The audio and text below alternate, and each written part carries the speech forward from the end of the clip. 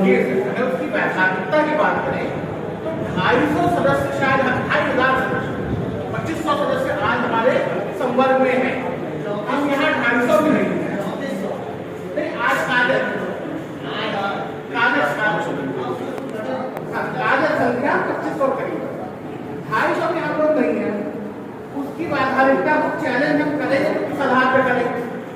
क्या कोई general body meeting बुला के किस आधार पर उसको हम कोर्ट केस में रिप्रेजेंट कर सकते हैं? पहला तो ये नहीं है।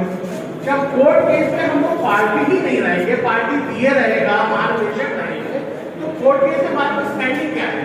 हम किस आधार पर आगे कोर्ट केस को चैलेंज करेंगे? दूसरा, जब तक संगठन का निर्माण नहीं होगा तब तक कोई एक सेंट्रल बॉडी जिस पर विश्वास किया जा सके, ऐसा कौन सदस्य आएगा? आप एक पे करेंगे, कोई दूसरे पे करेगा, कोई तीसरे पे करेगा, इस तरह से संगठन घुटों में बैठ जाएगा। तो जब तक पहली बार कोर्ट की वैधानिकता को चैलेंज करना कि कोर्ट केस खत्म हो, या एक जनरल बॉडी मीटिंग बुलाई जाए, या हर जनपद में एक कॉमन शपथ पत्र दाखिल कराया जाए सारे सदस्यों से कि हमारा विश्वास उस पर नहीं है। उस तरह से अगर कोई विचार किया जाए तब तो उसका औचित्य है, वरना हम अपने विचार आरंभ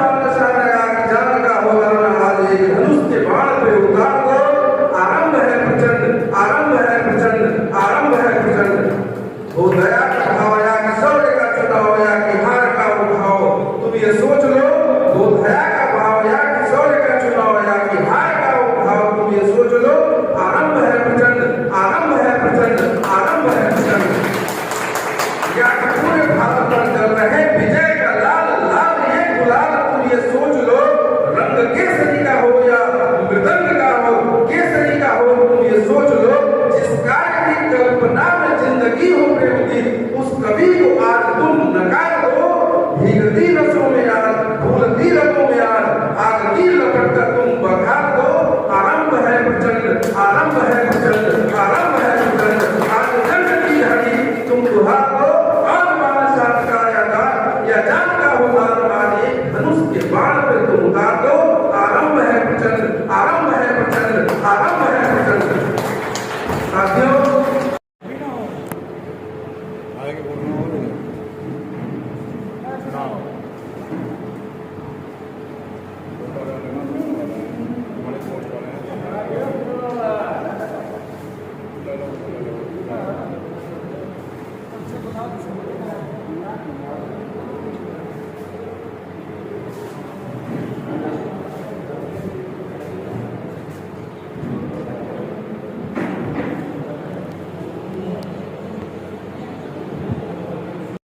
एसोसिएशन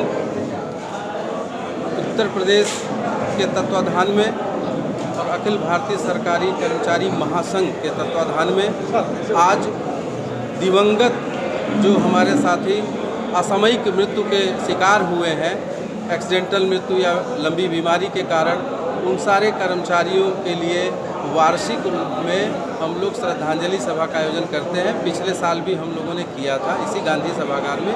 इस वर्ष भी हम लोग श्रद्धांजलि सभा का आयोजन किए हैं और मिनिस्ट्रियल एसोसिएशन के सारे सदस्य उपस्थित हुए हैं, जनपदों के प्रतिनिधि उपस्थित हुए हैं। हम उन सारे लोगों के साथ चिंतन सभा भी किए हैं। इस चिंतन सभा में जो हम लोगों के यूनियन का चुनाव माननीय न्यायालय में लंबित है, उस चुनाव को हम लोग जल्द से जल्द कराने के लिए संकल्पित हुए हैं। चूँकि वह चुनाव पिछले 1 वर्ष से लंबित चल रहा है और इस चुनाव को न होने के लिए कुछ कतिपय तत्व न्यायालय में हैं, गए हुए हैं। उन सारे विषयों पर हम लोगों ने चिंतन किया है और जल्द से जल्द हम लोगों का प्रादेशिक चुनाव हो, इस विषय पे अग्रिम कार्रवाई है तो कमेटी बना के आगे लड़ाई लड़ने का प्रयास किया। सर, संगठन को लेकर भी कुछ चर्चा हुई है आज यहाँ पर, उसको लेकर संगठन को लेके एक ही चर्चा हुई है कि संगठन का चुनाव हम लोग इसी महीने में या अगले महीने में निर्धारित करा लें और जल्द से जल्द चुनाव कराएं ताकि हम लोग संगठित होकर अपने कार्यों को कर सकें। श्रद्धांजलि सभा में मंच पे कौन कौन पदाधिकारी मौजूद हैं? हमारी श्रद्धांजलि सभा में सरकारी उत्तर भारतीय सरकारी महासंघ के अध्यक्ष, राष्ट्रीय अध्यक्ष श्री सुरेश सिंह जी, हमारे अग्रज और हमारे मिनिस्ट्रियल एसोसिएशन के पदाधिकारी महामंत्री श्री गिरिजेश पांडे जी, हमारे जितेंद्र तिवारी जी, NK मिश्र जी, श्री राजेश पांडे जी, हम सारे लोग मंच पे उपस्थित थे और हम लोगों ने पराजय का एक समय आया कब, जब UP public health ministerial association का नेतृत्व गलत हाथों में चला गया। हमको पूरा ज्ञान है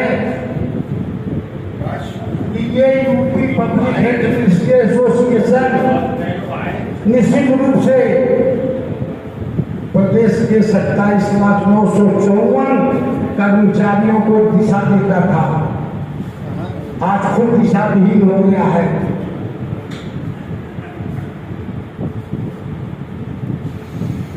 हमारे एक साथी, उन्होंने मेरा परिचय कितने अच्छे ढंग से किया कि वैसे तो मैं चाचा लगता हूँ